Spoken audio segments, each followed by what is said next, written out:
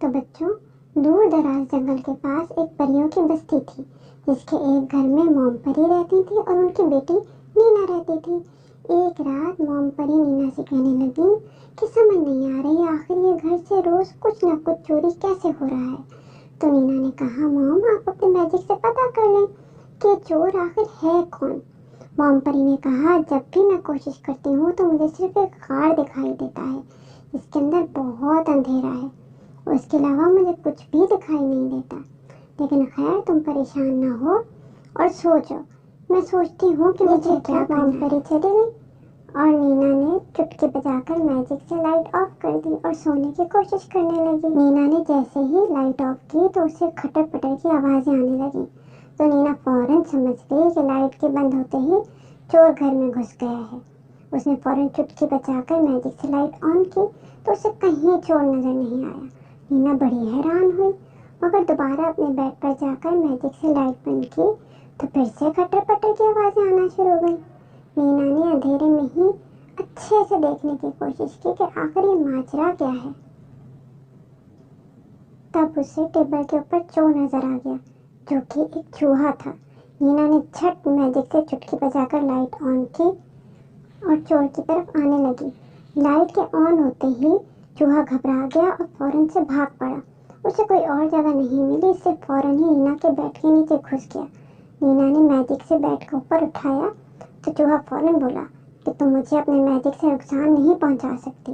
یاد ہے نا تمہاری ممی نے کیا کہا تھا، اگر تم نے میجک سے کسی کو نقصان پہنچایا تو تمہاری ساری میجک پاورز ہمیشہ کے لیے چلی جائیں گی۔ یہ کہہ کر چوہا دوڑ پڑا اور نینا اس کے پیچھے اڑنے لگی اور بولی کہ میجک نہ صحیح، میں اپنے ہاتھ سے تو تمہیں پکڑ سکتی ہوں نا۔ لیکن چوہا تیزی کے ساتھ اپنے بل میں چوہے کا بل دیکھ کر نینا کو خیال آیا کہ یہ تو وہی غار ہے جو اس کی ماں اپنے میجک سے دیکھتی تھی۔ نینا نے فوراً سے میجک سے خود کو چھوٹا کیا اور اس کے بل کے اندر گھس گئی۔ اندر جا کے اس کو خیال آیا کہ اتنا اندھیرا ہے جبھی تو موم کو کچھ دکھتا نہیں تھا۔ اندر تو نینا کے گھر سے چوری ہوا بہت سارا سامان موجود تھا، جس میں سے ایک ٹارچ بھی تھی۔ نینا نے میجک سے اس ٹارچ کو چھوٹا کیا اور جلا کر چوہے کی طرف روشنی کری تو چوہا گھبرا گیا۔ اس نے کہا، تم میرے گھر میں کیسے گھسی؟ نینا نے کہا، ٹھیک اسی طرح جس طرح تم میرے گھر میں گھستے ہو۔ چوہا گھبرا کر باہر بھاگ پڑا، لیکن جیسے ہی وہ باہر نکلا میجک سے اس کے اوپر ایک کیج آ گیا اور وہ اس کے اندر قید ہو گیا۔ نینا کی ممی نے اپنے میجک سے اسے کیج میں بند کر دیا تھا۔ چوہا فوراً سے بھیگی بلی بن گیا اور کہنے لگا، پلیز مجھے معاف کر دو، میں آئندہ سے کسی کو تنگ نہیں کروں گا۔ موم فیری نے کہا کہ صرف ہمارا مسئلہ نہیں ہے، ہم نے تمہیں چھوڑ دیا تو تم اوروں کو بھی ستاؤ گے، اس لیے بہتر یہ ہوگا کہ تم جنگل میں جا کر رہو اور آبادی سے دور چلے جاؤ، ورنہ میں تمہیں اس سے بھی زیادہ سخت سزا دینے پر مجبور ہو جاؤں گی۔ چوہے نے حامی بھر لی اور ہمیشہ کے لیے جنگل میں رہنے چلا گیا، جو کہ اس کی اصل جگہ تھی۔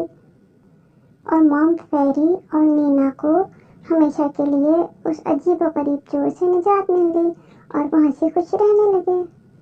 تو بچوں، اگر آپ کو کہانی اچھی لگی تو مزید ایسی پیاری پیاری کہانیاں سننے کے لیے ہمارے چینل کو ضرور سبسکرائب کیجیے گا اور لائک کرنا تو بالکل مت بھولیے گا۔ اللہ حافظ۔